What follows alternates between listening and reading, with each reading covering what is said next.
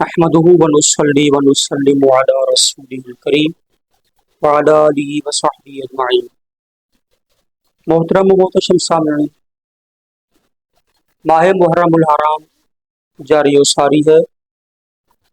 اہل بیت کی شان میں ہمارے سیریز روزانہ کی بنیاد پر آ رہے ہیں۔ قرآن کریم کی آیات سے ہم شان اہل بیت بیان کر رہے ہیں۔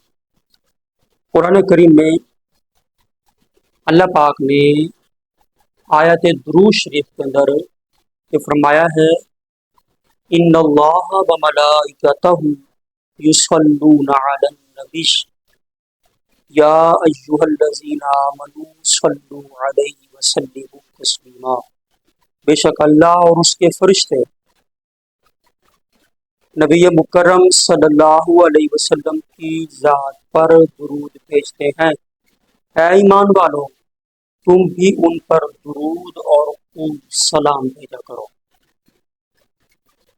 صحابہ کرام علیہ رضوان جب یہ آیت مبارکہ سنی، رسول اللہ صلی اللہ علیہ وسلم کی بارگاہ میں عرض کی، حضور ہم کس طرح درود پاک پڑھیں؟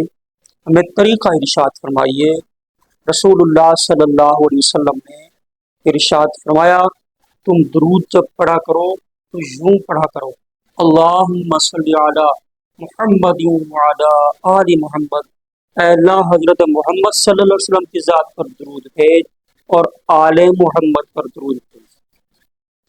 کما صلیت علی ابراہیم وعلی آل ابراہیم، جیسے تو نے حضرت ابراہیم علیہ السلام اور آل ابراہیم پر درود بھیجا۔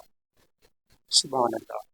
یہاں درود پاک میں نبی پاک صلی اللہ علیہ وسلم نے اپنی آل کو شامل فرمایا ہے۔ اس کا ذرا دوسرے طریقے سے آسان مفہوم سمجھیے کہ اللہ اور اس کے فرشتے نبی پر درود بھیجتے ہیں، اے ایمان والو تم بھی ان پہ درود بھیجو اور سلام پڑھو۔ تو یہ ایک درود اور سلام پڑھنے کا رب نے قرآن میں ذکر کر دیا۔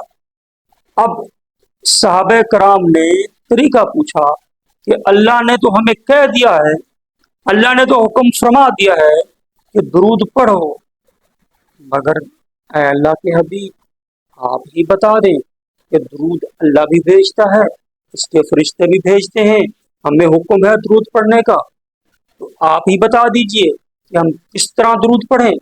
تو حضور نے فرمایا کہ جو اللہ کا حکم ہے درود پڑھنے کا وہ یوں پڑھو کہ اے اللہ محمد و آل محمد پر درود بھیج، یعنی آل محمد صلی اللہ علیہ وسلم ورضوان اللہ علیہ، ان پر درود بھیجنا یہ قرآنی حکم کی نبی پاک علیہ السلام نے تفسیر فرمائی کہ ان پر بھی ساتھ میں درود بھیجنا ہے، ان پر بھی ساتھ سلام بھیجنا ہے۔ مسئلہ ذہن نشین فرما لیجیے، نبی پاک علیہ السلام کی ذات پر درود پاک پڑھنا قرآن کا حکم ہے۔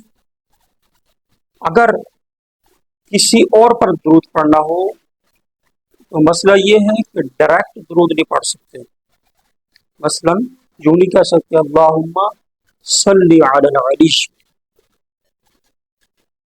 ہاں درود پاک کے اندر جو آل کو شامل کرنا ہے وہ حضور کے تابع، حضور کے وسیلے سے کرنا ہے، یعنی نبی پاک صلی اللہ علیہ وسلم اور ان کے بعد آل کا ذکر کر سکتے ہیں۔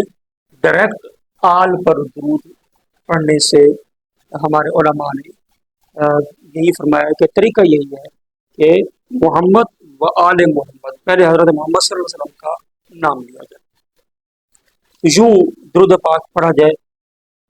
تو درود پاک کتنی عظیم سعادت ہے۔ ہمارا درود، اللہ کا درود اور فرشتوں کا درود، اس میں کچھ فرق آپ کو عرض کر دیتا ہوں۔ ہم درود پاک پڑھتے ہیں، یعنی درود جو کہ دعائے رحمت ہے، ہم اللہ پاک سے عرض کرتے ہیں یا اللہ تو حضور پر درود بھیج، اور اللہ خود بھیجتا ہے، ہم ڈائریکٹ بھیج نہیں سکتے۔ ہم اللہ تعالی سے دعا کرتے ہیں یا اللہ تو بھیج، تو پر درود بھیج، بھیجنے والی ذات اللہ کی ہے، ہم دعا کرتے ہیں، ہم پڑھتے ہیں، ہم بھیج نہیں سکتے، تو اللہ بھیجتا ہے۔ اللہ تبارک و تعالیٰ کی بارگاہ میں دعا ہے، اللہ ہمیں کثرت سے درود شریف پڑھنے کی توفیق دے، آمین۔